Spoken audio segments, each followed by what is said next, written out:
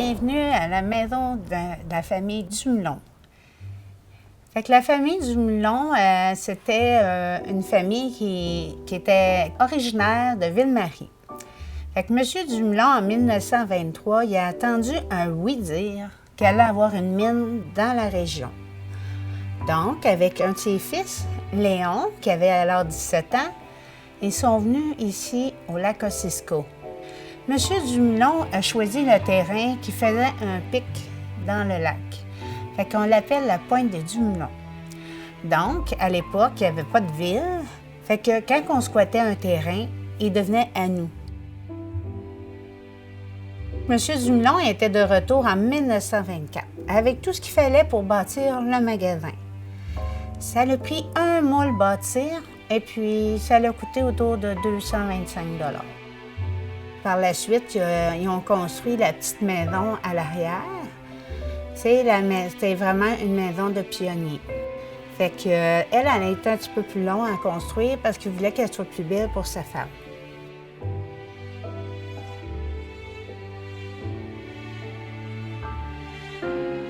Ça a été la première bâtisse solide qu'il y a eu ici en région. On va avoir bientôt 100 ans. Fait que ici, même ici, les premiers temps, M. Curé venait faire les messes ici parce qu'il n'y avait pas d'église. Malheureusement, en 1926, M. Dumoulin a eu une bad luck. Un de ses bateaux a coulé. À l'époque, la marchandise était évaluée autour de 5 000 $, qui fait qu'aujourd'hui, c'est autour de 90 000 et plus. C'est une grosse perte financière.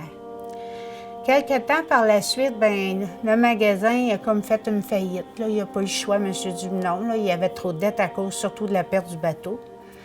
Et puis, quelque temps après, M. Dumoulin est décédé d'une cirrhose du foie.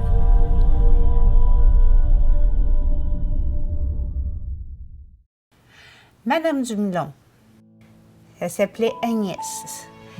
Agnès Dumoulin, c'est elle qui s'occupait du bureau poste. Car son mari, Joe, il ne savait pas lire ni écrire. Elle avait eu une très bonne éducation. Fait qu'avec ses filles, ils se sont occupés du bureau de poste. Ses garçons se sont occupés du magasin.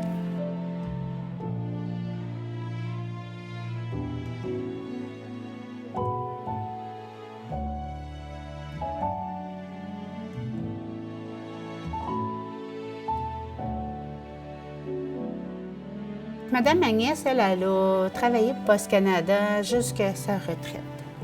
Elle a vécu dans la petite maison de pionnier toute sa vie.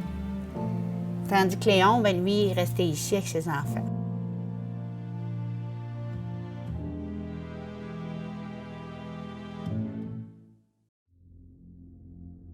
Fait que quand on parle tantôt du oui-dire qu'elle allait avoir une mine, effectivement, il y a une mine qui a été découverte par le prospecteur M. Edmund Horn.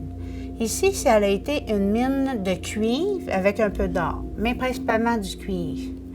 Ça a été une mine qui a duré quand même 50 ans. Des mines de 50 ans, là, il n'y en a pas beaucoup. Fait que M. Edmund Horn il a vraiment frappé le gros lot. Les Américains ont acheté le site et puis ils ont construit la mine.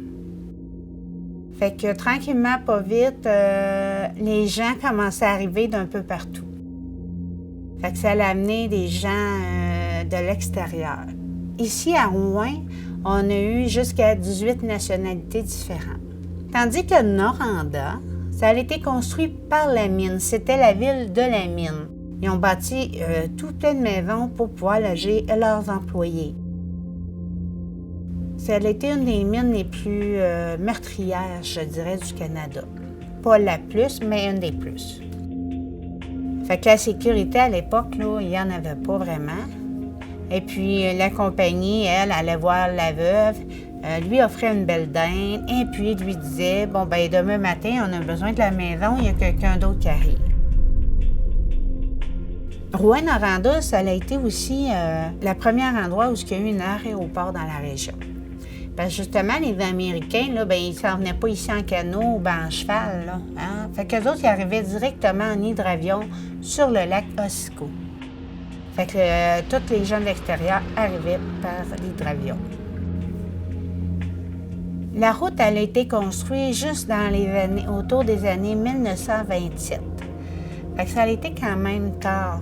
Fait qu'imaginez-vous, là, M. Dumoulin, quand il a bâti le magasin, il n'y avait personne. Son idée était bonne, mais il était 3 ans en avance.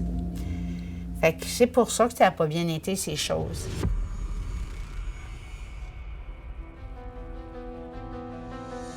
En 1913, le gouvernement provincial a décidé de construire un chemin de fer qui amène ici au nord de l'Abitibi. Pourquoi il a décidé de faire ça? C'est que les gens quittaient les campagnes puis arrivaient tout en ville à Montréal. Fait que les gens y avaient faim parce qu'il n'y avait pas d'emploi pour tout le monde. C'était pour la plupart des agriculteurs, mais il y avait aussi des bûcherons, des gens qui travaillaient dans la forêt, la foresterie. En 1926, il n'y avait absolument rien ici à Rouyn. Les seules choses qu'on avait, c'est quelques temps de prospecteurs ici et là. Et puis, il a commencé à arriver des gens pour la construction de la mine et de la fonderie. Fait que c'est là qu'on appelle un boomtown. 7 ans après, là, ça a explosé. 2 villes sont venues au monde. Fait qu'on a la ville de Rouyn et la ville de Noranda. Fait que Noranda, c'était les immigrants surtout qui vivaient là, parce que c'était ces gens-là qui étaient embauchés pour travailler à la mine, puisque les Canadiens français n'allaient pas dans la mine à cause que M. Curé leur disait que c'était trop proche du diable. Les Canadiens français, ben, eux autres, c'était tous des commerçants, là, des motels, des hôtels, des bordels, des cinémas, des restaurants, etc.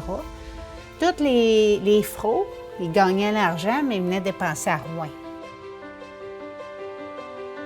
Entre les deux, on a bâti l'hôpital, que c'est surtout M. Horn qui avait payé pour sa construction. Ça a pris 3 référendums avant que la notion soit acceptée d'unifier les 2 villes pour que ça devienne Rouyn-Noranda. Fait que ça a été juste en 1986. Ça fait pas si longtemps que ça. C'est comme ça que Rouyn et Noranda sont venus au monde.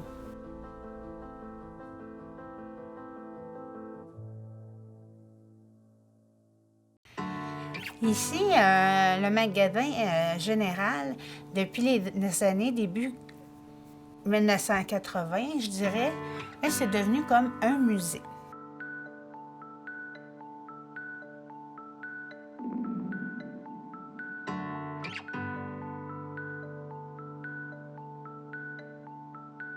On a fait faire le tour du musée ou encore, on a un petit magasin général. C'est tous les produits des artisans d'ici, de l'Abitibi et le Témiscamingue.